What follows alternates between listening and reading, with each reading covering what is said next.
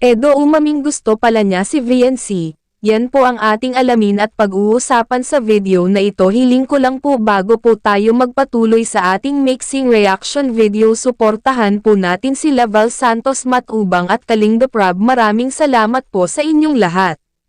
Mga kalingap, marami talaga ang mga viewers na gustong ipagtulak ang VNC at Edo dahil daw sa maraming nagsasabi na bagay daw sila at talagang hindi magawang magsisi si Edo kapag si VNC ang kanyang liligawan.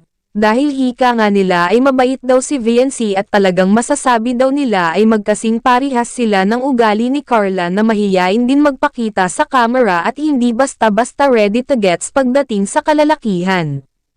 Pero may iilan naman na nagkomento na hika nila wag mo na daw aniya si Edo mag-love team kay VNC, baka daw sa hindi inaasahan ay bumalik bigla si Erica para sa kanya, pero may iilan din na nagsasabi na bagay daw sila Edo at VNC dahil malakas aniya ang chemistry nila, kung baga malakas ang hatak nila sa mga tao.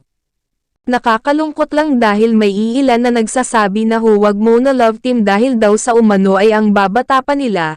Hindi naman siguro masama mga kalingap na magkaroon ng love team sa channel ni Rob, kung baga pinapalabas lang ni Rob dito ay gusto niyang pakiligin ang mga viewers at mapasaya niya ito, kaya gumawa si Rob ng paraan upang itayo ang love team na ito.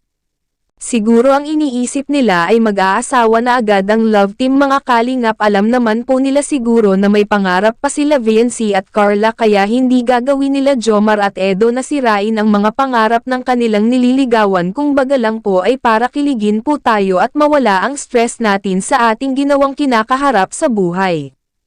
Hika nga nila nawawala daw ang pagod at stress ng karamihan kapag may love team sa kalingap na nagaganap. Kaya hanggang dito na lang po muli mga kalingap ang ating ginawang mixing reaction video. Maraming salamat po muli sa inyong patuloy na pagsuporta.